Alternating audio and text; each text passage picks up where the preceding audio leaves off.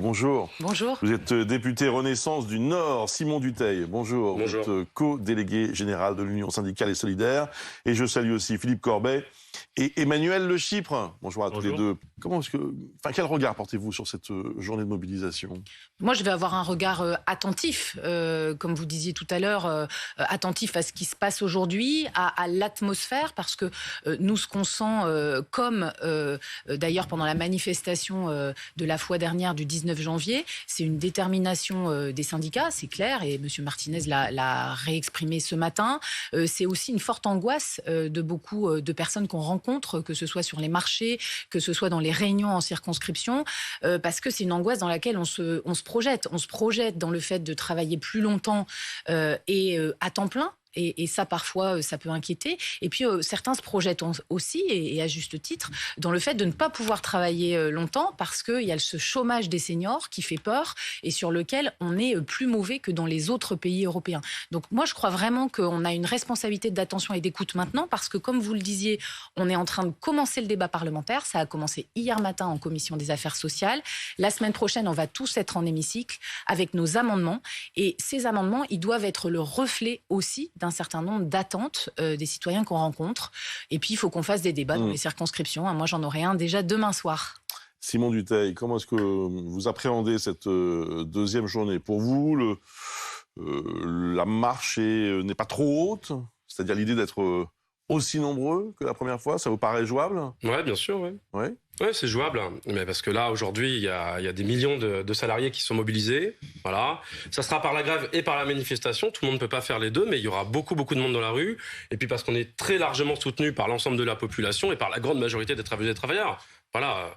Aujourd'hui, on est très serein. Par contre, ce qui nous interroge, c'est la volonté du gouvernement de nous mettre dans une situation de blocage du pays, de blocage et de peur pour beaucoup de travailleuses et de travailleurs aujourd'hui.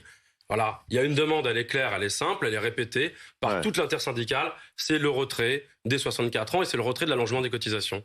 Et c'est ça qu'on attend aujourd'hui, on espère que ça va arriver le plus vite possible parce que nous, on est prêt à continuer longtemps et durcir s'il le faut. Bon, malheureusement, cette question des 64 ans oui, là, n'est pas sur la table. On est clair parce que le président de la République en a reparlé hier. On est bien sur une réforme qui est vraiment nécessaire et indispensable. Il va falloir qu'on continue d'expliquer le déséquilibre de ce système de retraite et que l'on ne fasse pas porter à la réforme des retraites, des inégalités qui existent déjà aujourd'hui. Moi, je suis très attentive aussi à ce qui se passe pour cette réforme des retraites, parce que je souhaite qu'elle soit adoptée pour préserver les pensions de nos enfants, de nos petits-enfants, mais aussi à ce qui va se passer après, c'est-à-dire qu'on puisse, avec le Parlement, suivre les impacts sur le travail des femmes, sur la pénibilité, et puis travailler avec Olivier Dussopt sur le projet de loi plein emploi qui va arriver juste derrière, 2 mois après, et qui va traiter tous les sujets de mal-être au travail, parce que c'est ça qui ressort dans cette discussion sur la réforme des retraites, c'est que finalement en France, aujourd'hui, on est le 2e pays de l'OCDE où on a le plus de temps pour soi, et par contre, on est le 1er pays sur lequel on estime qu'on a de mauvaises conditions de travail, qu'on a une mauvaise santé au travail et qu'on a une rémunération insuffisante. Donc on a un vrai sujet et c'est un vrai défi dans cette réforme des retraites. Ceux qui nous écoutent chez eux ont peut-être noté un changement de vocabulaire. Je reprends les mots que vous avez utilisés. Vous avez dit cette réforme est nécessaire et indispensable. Indispensable, c'est le mot qu'a utilisé le président de la République hier soir. Nécessaire, c'est le mot qu'on entend beaucoup dans le vocabulaire du gouvernement ces derniers jours. C'est un peu différent du vocabulaire qu'on entendait dans les 2 premières semaines. C'était beaucoup cette réforme. Je reprends les mots de la première ministre quand elle a présenté. Juste et porteur de progrès. Bon, ça ne veut pas dire que je pense que vous pourriez démontrer pourquoi selon vous cette réforme est juste. Mais c'est intéressant de voir que les mots qui sont avancés pour justifier cette réforme, au fond, pour simplifier, la bataille de l'opinion publique, elle est perdue. Enfin, en tout cas, la première étape, et que la question de la justice de cette réforme est perdue. Vous vous rendez compte que dans le dernier sondage, et là, qui a presque une semaine, 40% des électeurs d'Emmanuel Macron au premier tour, 40% des électeurs d'Emmanuel Macron au premier tour pensaient que cette réforme était injuste. Donc le gouvernement a compris que ça, c'est fini, c'est perdu. Donc ils expliquent maintenant que c'est nécessaire, indispensable, qu'il faut faire des efforts. Au fond, ils ont un argument plus financier, en tout cas plus budgétaire. Pragmatique, peut-être. Malheureusement, cet argument, il s'étiole au fil des jours.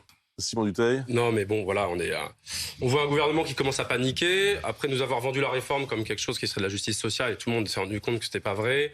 Aujourd'hui, on nous dit qu'elle est très indispensable. Et c'est pareil, c'est pas vrai, et je peux le démontrer assez facilement.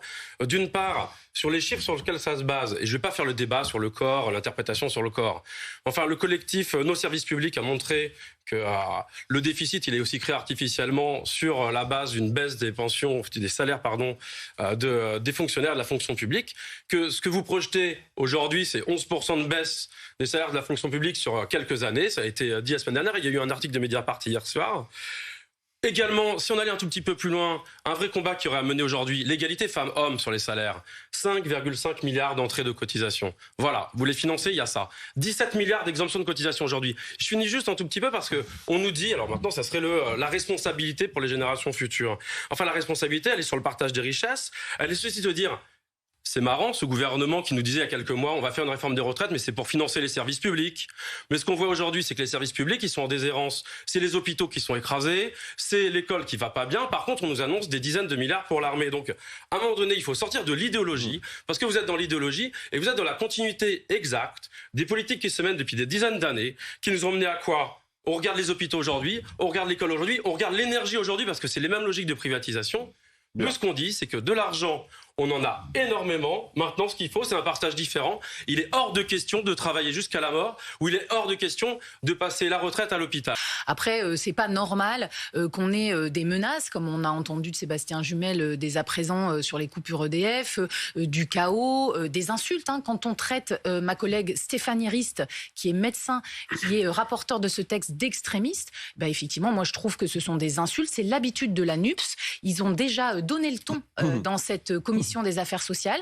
Ils veulent bordéliser ce texte de loi. C'est ce qu'a dit Gérald Darmanin hier, et moi je le partage complètement, parce qu'on l'a déjà vu d'ailleurs dans d'autres textes, avec l'opposition systématique. Le fait même de déposer 6000 amendements, c'est vouloir bloquer le texte, vouloir ne pas aller dans le débat de chacun des sujets. Nous, notre groupe Renaissance, on a déposé des amendements de groupe, une dizaine d'amendements qui sont très travaillés sur le rachat des trimestres de stage, sur les trimestres supplémentaires pour les pompiers, sur l'index des seniors. Mais tout ça, si ça se trouve, on ne pourra même pas en discuter en commission, parce qu'il y a cette stratégie de blocage et d'obstruction parlementaire. Donc moi, je trouve ça regrettable, et c'est pas la rue qui va dicter le débat mais là, parlementaire. on parle pas de la rue, on parle de la démocratie parlementaire et du fait que le Parlement reflète aussi les discussions qu'il y a dans le pays.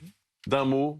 Non, mais vous n'entendez pas ce qui se passe aujourd'hui dans le pays. Le chaos, vous parlez de chaos, c'est vous qui le créez avec ce texte qui est rejeté très très majoritairement. On parle des coupures. Moi, j'aimerais qu'on se souvienne qu'aujourd'hui, il y a des centaines de milliers de personnes qui voient leur électricité coupée. Il y a des millions de personnes qui vivent en précarité énergétique. Donc, on va pas nous faire pleurer sur des trucs d'une heure ou deux qui se passent comme ça. C'est pas la première fois qu'on a un gouvernement qui nous dit qu'il sera droit dans ses bottes. En 95, monsieur Juppé, il disait exactement la même chose. Je suis droit dans mes bottes. On va voir ce qui se passe dans les semaines qui viennent.